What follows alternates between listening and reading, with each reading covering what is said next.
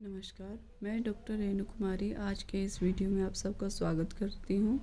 हम पढ़ रहे हैं संधि प्रकरण के विषय में और इससे पूर्व मैंने 2 वीडियो बनाए हैं। उसमें पहले हमने पढ़ा था स्वर संधि के विषय में और दूसरे वीडियो में पढ़ा है व्यंजन संधि के विषय में।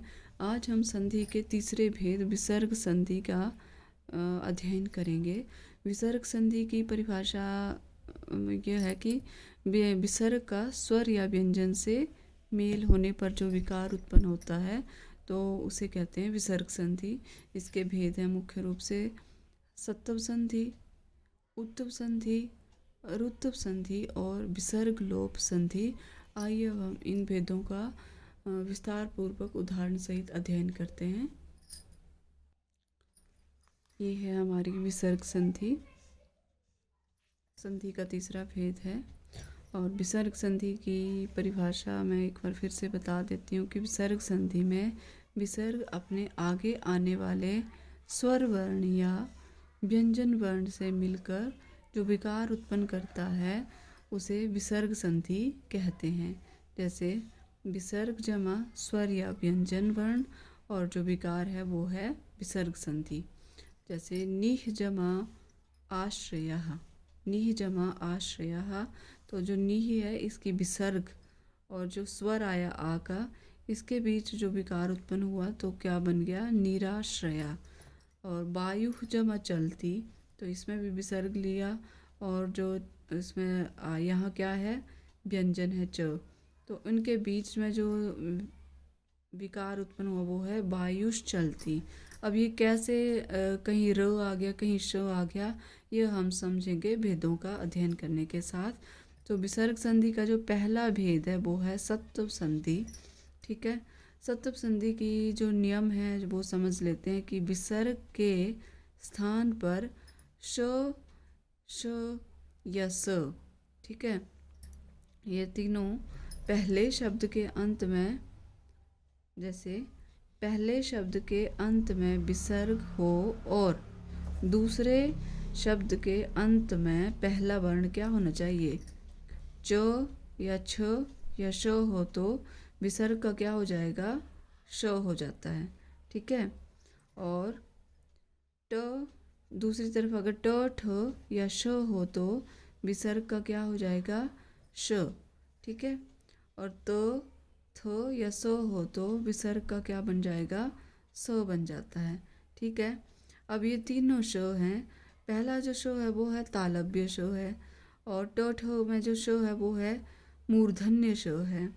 ठीक है, और जो तीसरा स है त थ स में वो है दंत्य सकार है, वो दंत्य स है। तो हम ऐसे समझ सकते हैं, उदाहरण के साथ हम समझ सकते हैं इनको कि जैसे यहाँ पर आ गई विसर्ग है, पहले वाले शब्द में विसर्ग है और उसके बाद आता है यदि च छ या श तो क्या हो जाएगा यहाँ पर विसर्ग के स्थान पर श आ जाएगा। ठीक है, तो क्या बन जाएगा जैसे रामः जम च, तो विसर्ग लग गई, विसर्ग के स्थान विसर्ग हट गई और यहाँ पर आ गया श रामश्च। ठीक है, इस तरह से चलेंगे। और जब दूसरी तरफ जो ये दूसरा है इस नियम के अनुसार कि यदि पूर्व में विसर्ग आए और उसके आगे दूसरी तरफ शब्द में ट ठ या श हो तो विसर्ग हो जाएगी श और बन जाएगा जैसे शब्द धनु जमा टंकारा, तो यहाँ पर विसर्ग है, यहाँ हो गया श और ये टंकार तो यहाँ बन गया मूर्धन्य शकार धनुष टंकारः। इस तरह से समझना है। तीसरे में बताया था कि यदि इस तरफ पूर्व में विसर्ग हो और दूसरी तरफ शब्द में तो थ या स आए तो विसर्ग के स्थान पर क्या आ जाएगा स और दंत्य स है ये। तो जैसे इसका उदाहरण है नमः जमाते नमस्ते। ठीक है, यहाँ पर आ गया दंत्य स नमस्ते, विसर्ग के स्थान पर स। इसके अन्य उदाहरण है गुरु जमा च गुरुश्च। नियम एकदम से ध्यान में रखने हैं तब पता चलेगा कि कहाँ पर कौन सा श आ गया। कह जमा चित कश्चित, एकः जमा तावत् एकस्तावत्, मनः जमा तापः मनस्तापः, बालः जमा षष्ठः बालषष्ठः, तपः जमा तेपे तपस्तेपे। दारुण जमा च दारुणश्च। शिरः जमा छेदः शिरश्छेदः। इनको याद करने का एक ही तरीका है। जैसे पहले क्या आता है, कवर्ग आता है, कवर्ग के बाद क्या आता है, चवर्ग। तो एक क्रम से आगे चवर्ग, टवर्ग और तवर्ग तीनों आगे। और जो श हैं, जब हम वर्णमाला पढ़ते हैं तो उसमें सबसे पहले क्या आता है, श जो है वो है यह श आएगा हमारा, तालव्य श आएगा, शलगम वाला। और श दूसरा आएगा दूसरे स्थान पर षटकोण वाला, और सेब वाला तीसरे पे। तो इसी तरह क्रम से लिखना है। तो ये तीनों क्रम से, और वो तीनों क्रम से लिखेंगे तो आ जाएगा समझ आपको। अब आगे है निह जमा छल निश्छल। निह जमा स्वार्थः निस्वार्थः। निह जमा शुल्कम निःशुल्कम। चतुः जमा षष्ठी चतुष्षष्टि। इसका दूसरा नियम है, यदि विसर्ग के आगे पवर्ग या कवर्ग हो तो, विसर्ग के आगे यदि कवर्ग या पवर्ग हो तो विसर्ग के पहले का वर्ण देखा जाता है। ठीक है, यदि विसर्ग के आगे कवर्ग हो तो उसके पहले का वर्ण देखा जाता है। उसके आधार पर स का निर्धारण होता है, कौन सा स लगेगा यहाँ पर इस नियम के अनुसार। जैसे नमः जमा कारः, तो यहाँ पर कौन सा आएगा, नमस्कारः। ठीक है, बहि जमा कारः बहिष्कारः, यह आ गया यहाँ पर। तो इस हिसाब से हमने लिखना है बहिष्कारः। ठीक है, ये यहाँ पर निर्भर करेगा कि यहाँ पर कौन सा वर्ण है। ठीक है, कवर्ग या, और ये कब देखना, जब कवर्ग या पवर्ग आता है तो पहले विसर्ग से पहले वाला हमने वर्ग देखना है। और मोह है तो मोह में कौन सा आता है, प फ ब भ मोह, तो इसमें आएगा दंत्य सकार। और यदि ई या ऊ है तो मूर्धन्य श आता है, और यदि अ या आ है तो दंत्य स आएगा। इस तरफ का देखना जब पूर्व वाला, तो यदि ई या ऊ है तो मूर्धन्य श, और अ या आ है तो दंत्य स आएगा। विसर्ग से पहले का बता रहे हैं नियम। अब उदाहरण के माध्यम से समझते हैं। चतुः जमा पथम चतुष्पथम। ठीक है, हमने त्वरक का देखना इधर। निह जमा फलम निष्फलम। पुरः जमा कारः पुरस्कारः। ठीक है, ये थी हमारी सत्तव संधि। अब हम विसर्ग संधि के दूसरे भेद, जो दूसरा भेद है विसर्ग संधि का, वो है उत्तव संधि। और यहाँ पर उत्तव जैसे नाम से स्पष्ट है कि विसर्ग के स्थान पर ऊ हो जाता है। यहाँ पर जैसे अह जमा अ हो, या अह है पूर्व विसर्ग है, पहले स्वर है और इसके साथ विसर्ग है, तो दूसरी तरफ मान लो अ है या वर्ग का तीसरा चौथा या पांचवा वर्ण हो, या य व र ल या ह हो, तो विसर्ग जो है वो ऊ में बदल जाता है। शर्त ये है कि इस तरफ विसर्ग है अ के साथ, और इस तरफ भी क्या है, अ है या तीसरा चौथा या पांचवा वर्ण है। जैसे कवर्ग का पहला तीसरा क्या है, ग, चौथा घ और पांचवा य है। इस तरह के शब्द होंगे, वर्ण होंगे, और या फिर य व र ल या ह होगा, तो ऊ का क्या बन जाएगा, विसर्ग का ऊ बन जाता है। ठीक है, उदाहरण है, उदाहरण के माध्यम से समझते हैं। तपः जमा वनम, अलग अलग करके समझते हैं। तो जमा प जमा विसर्ग हमने तोड़ लिया, और आगे है वनम, तो जमा प जमा प में क्या है, अ है। ठीक है, और विसर्ग का क्या बन गया, ऊ, इस नियम के अनुसार। ठीक है, और वनम, तो जमा प, यहाँ प का हमने स्वर निकाल दी, तो ये हलंत ही है। अब अ जो है इसका स्वर और ऊ मिल गए तो क्या बन गया, अ जमा ऊ ओ बन गया। ठीक है, ये हमने गुण संधि में पढ़ा था। अब है बनम, तो प जमा ओ मिल गया, जब स्वर मिल गया तो तपो बनम, ऐसा रूप बना। यशः जमा दा यशोदा, ये भी इसी तरह से बना। मनः जमा विकारा मनोविकारः। अन्यः जमा अपि अन्यो अपि, यहाँ अपग्रह आया है क्योंकि यहाँ पर अ है तो अ का क्या बन जाता है, विग्रह बन जाता है, अपग्रह बन जाता है। अ जमा न जमा कैसे बना है वो भी समझ लो। इसको अन्य अपी को हमने तोड़ के रखना है। अ जमा न जमा य का भी निकाल दिया हमने स्वर अ, और यहाँ विसर्ग आ गई और इस तरफ अ प ई। ठीक है, अपी को भी हमने तोड़ दिया। तो अ जमा न य और अ का ऊ मिल बन गया, विसर्ग के स्थान पर ऊ आ गया तो बन गया ओ।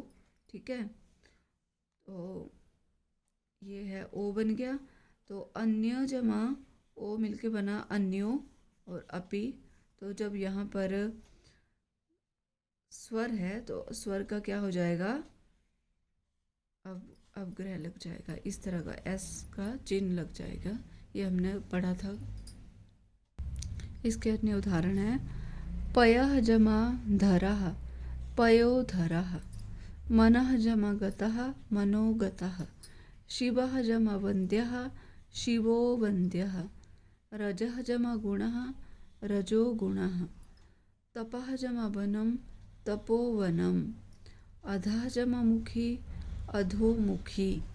मनः जमा अनुभूति मनो अनुभूतिः।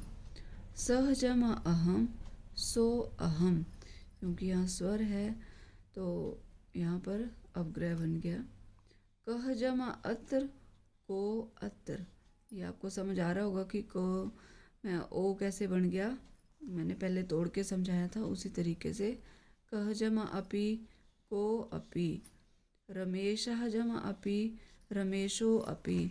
अब सोच रहे होंगे कैसे हुआ, र जमा म में जमा, अब शो का हमने यहाँ पर क्या हटा दिया, स्वर हटा दिया, अ जमा विसर्ग आ गई।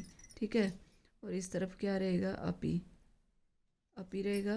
तो र में इनको मिला लेते हैं और श ऐसे रखेंगे तो अ और जमा विसर्ग के स्थान पर आ गया ऊ। तो अ और ऊ मिलके क्या बन गया, ओ।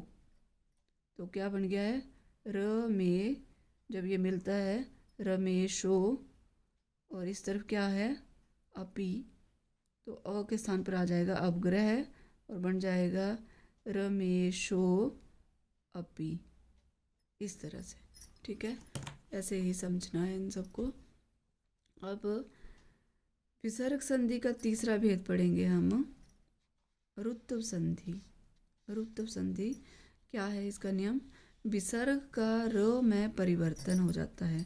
जो विसर्ग है, जो यहाँ पर विसर्ग है वो र में परिवर्तित हो जाती है। और इसका भी नियम है कि यदि अ या आ के अतिरिक्त कोई अन्य स्वर या विसर्ग या दूसरी तरफ क्या हो, पहले की तरफ हो, यदि अ या आ के अतिरिक्त कोई अन्य स्वर हो, ई उ री कोई भी हो सकता है, और दूसरी तरफ के उनके साथ विसर्ग, और दूसरी तरफ क्या हो, स्वर का तीसरा चौथा या पांचवा वर्ण हो, या य व र ल या ह हो, तो विसर्ग का र हो जाता है। ठीक है, इन्हें हम समझते हैं उदाहरण के माध्यम से।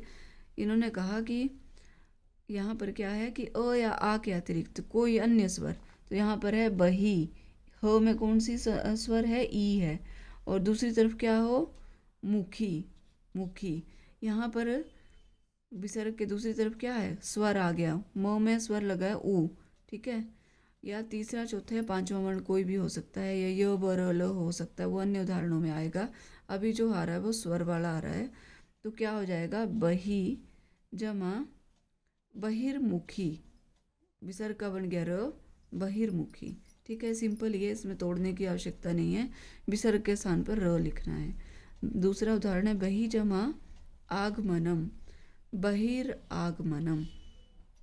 अब आप देखेंगे कि यहाँ पर तो र ऊपर लगा, यहाँ नीचे ही रहा, तो ये इसका क्या कारण है? यहाँ व्यंजन था, यहाँ पर म और यहाँ पर स्वर है, तो यह संध्या अक्षर जुड़ गया, बहिरागमन बन गया। ऐसे ही चतु जमा भुजा, यहाँ स्वर नहीं है, अ नहीं है, तो यहाँ पर क्या है? अ या आ होता तो यहाँ पर चतुरा हो जाना था, पर यहाँ चतुर्भुजा है। चतु जमा भुजा ऐसे बना है, विसर्ग के स्थान पर र और भुजा चतुर्भुजा, ये ऊपर ही रहेगा। ठीक है, दूसरा उदाहरण है इसका अतिरिक्त, बहि जमा आगच्छति, विसर्ग का हो गया र, आगच्छति बहिरागच्छति, क्योंकि ये स्वर है यहाँ पर, तो क्या बन गया? ये रा हो गया, बहिरागच्छति। अन्य उदाहरण समझ लेते हैं, निह जमा धना निर्धना, क्यों है र ऊपर? आपको पता है, क्योंकि यहाँ पर व्यंजन है। निह जमा आधारा निराधारा, क्योंकि यहाँ स्वर है, तो ये निराधारा। आयु जमा वेदा आयुर्वेदा, ज्योति जमा मया ज्योतिर्मया, पुनः जमा आवृत्ति पुनरावृत्ति, अंतः जमा जगता अंतर्जगतः, अंतर्जगत, विसर्ग नहीं है यहाँ पर। धनु जमा धरा धनुर्धरा, यजुः जमा वेदा, अब आपको प्रसिद्ध है ये उदाहरण, यजुर्वेद, बहुत हमारे वेदों का पता ही है, तो कैसे बना है? यजुः जमा वेदा, और जू है य, जू विसर्ग के स्थान पर हमने लिख दिया र। ठीक है, और इस तरफ क्या है? वेदा, तो यजुर वेदा, इस तरह से बना, क्योंकि यहाँ व्यंजन है और व्यंजन के र ऊपर लगता है। बहि जमा भागा बहिर्भागः, आशीजम वचनम आशीर्वचनम, अंतः जमा आत्मा अंतरात्मा, भानु जमा उदेति भानुरुदेति। आइए अब हम पढ़ते हैं विसर्ग संधि का अंतिम भेद है। अंतिम भेद विसर्ग लोप संधि, चौथा भेद है ये, विसर्ग लोप संधि। तो विसर्ग का लोप होना या हट जाना क्या कहलाता है? विसर्ग लोप कहा जाता है। विसर्ग लोप संधि, लोप मतलब हट जाना, गायब हो जाना। जैसे नियम है, अ या विसर्ग अ साथ हो और पूर्व वाले वर्ण में, और साथ में विसर्ग हो, और दूसरी तरफ क्या हो? कोई स्वर अ को छोड़कर कोई भी स्वर हो, तो उसका क्या होगा? लोप हो जाता है। जैसे अतः जमा एव, इधर क्या है? विसर्ग है, और दूसरी तरफ क्या है? अ का छोड़कर कोई और स्वर है, ए है, तो लोप हो गया अतएव। सिंपल सा है, सिर्फ लोप करना है। रमेशः जमा आगच्छति, यहाँ पर भी स्वर है, रमेश आगच्छति, वैसे का वैसे ही लिख देना है। दूसरा नियम है आ जमा विसर्ग, दूसरी पहले में आ जमा विसर्ग हो और दूसरी तरफ क्या हो? कोई भी स्वर, या तीसरा चौथा पांचवा वर्ण, या य वर ल या ह, कोई भी हो सकता है इनमें से दूसरी तरफ। ठीक है, तो उसमें क्या होगा? विसर्ग का विसर्ग लोप हो जाता है। ठीक है, जैसे नरः जमा हसंती नरा हसंती, वैसे का वैसे रहेगा, सिर्फ विसर्ग हटेंगे, क्योंकि यहाँ पर क्या है? ह है। ठीक है, इस कंडीशन को ये पूरा करता है, य वो र वाली ह है यहाँ पर, इसलिए नरा हसंती। जनः जमा अपि, तो यहाँ पर क्या है? स्वर है, कोई भी स्वर हो, जना अपि। तीसरा नियम है सह या एषः, इस तरफ हो और दूसरी तरफ क्या हो? पश्चात वाले वर्ण में अ को छोड़कर कोई भी वर्ण हो, अ के अलावा कोई भी वर्ण हो। ठीक है, तो विसर्ग लोप हो जाता है। उदाहरण है सह जमा गच्छति स गच्छति, क्योंकि यहाँ पर क्या है, अ को छोड़कर कोई भी वर्ण चलेगा, इधर सिर्फ अ नहीं होना चाहिए, तो वो वैसा ही आ जाएगा, विसर्ग हट जाएगी। एषः जमा वदति, एष वदति। यशः जमा एव, यश एव। छात्राः जमा आगच्छन्ति, छात्रा आगच्छन्ति। देवाः जमा हसन्ति, देवा हसन्ति। देवः जमा इह, देवा इह। सः जमा विष्णु, स विष्णुः। एषः जमा आगच्छति, एष आगच्छति। ये था हमारा विसर्ग लोप संधि का भेद। विसर्ग संधि के चारों भेद हमने पढ़ लिए, और मैं आशा करती हूँ इसी के साथ हमारा जो है वो संधि प्रकरण समाप्त होता है। और मैं पूर्ण आशा रखती हूँ कि आपको ये समझ आया होगा, और जो भी प्रश्न इस संधि से संबंधित पूछे जाएंगे, आप उनका सही सही उत्तर लिखेंगे। और इसी के साथ धन्यवाद।